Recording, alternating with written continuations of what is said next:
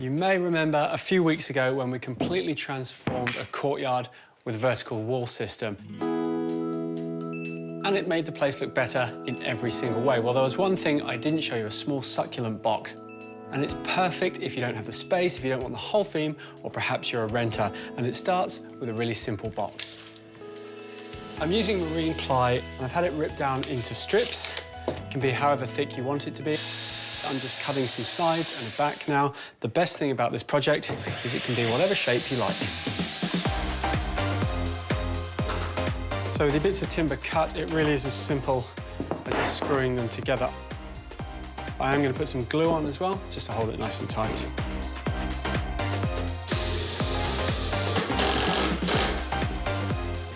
With the box complete, I'm just going to put some holes in the top and the bottom.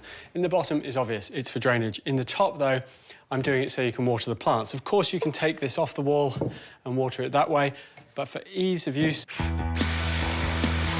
I'm just putting some holes in here as well. That's going to allow us to fertilise and add any extra soil if we need to over time. Marine ply is a suitable material for outdoor use, but it doesn't like to have constant moisture on it the whole time. Now, these boxes will dry out, but I want to take the precautions, so I'm using a bitumen paint, which I'll paint on the inside and all the way around the edge. Now, this needs 72 hours to cure and 2 coats, so I will come back to it once that's all done and just paint the outside in a standard black.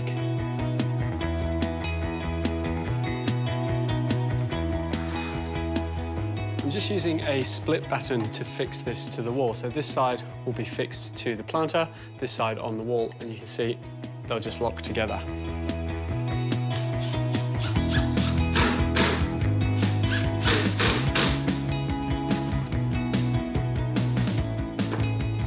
Now, you could just plant your box up like it is, but I want to give mine a little bit more impact, so I'm doing it with simple architrave that I've cut, which will then stick on and make a really nice frame. I'm just going to glue it, drill it, and then nail it together, and I'll use a clamp on the end to make sure it stays nice and square.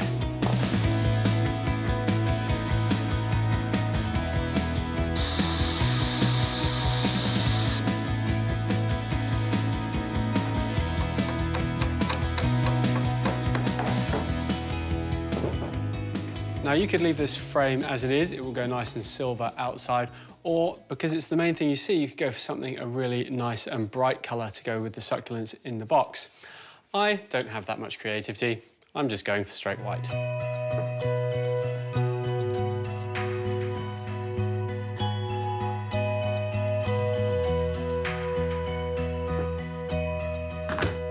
When it comes to the mix you use in your planters, I make this one myself. This has got coir, perlite and vermiculite in it. Now, the perlite and vermiculite make it lightweight and give it a bit of air, whereas the coir holds on to moisture, and then we'll contain it all with some chicken wire.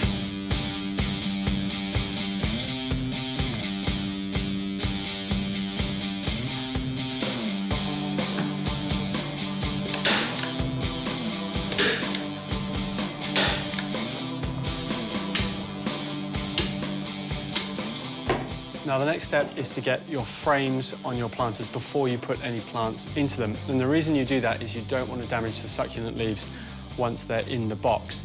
Very simple. I'm just going to pre-drill and nail them on.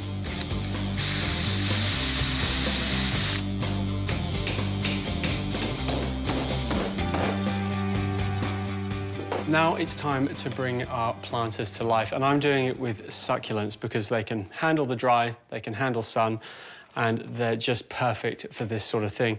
What you want, though, is a succulent that stays quite small. Things like house leeks, sempervirens, echeverias, they're all perfect for it. What you need to get yourself is one of these. Now, if you're a mad keen propagator, you'll call this a dibble stick.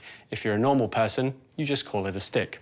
Basically, you just want to make a little hole in the mesh, down into the soil, that you'll then place the roots of your plants. Now, succulents can take quite a beating when it comes to removing soil from the roots, something like that. But you want to just use the stick to place the roots deep into that hole as you can. You can be really quite firm with them so they don't fall out.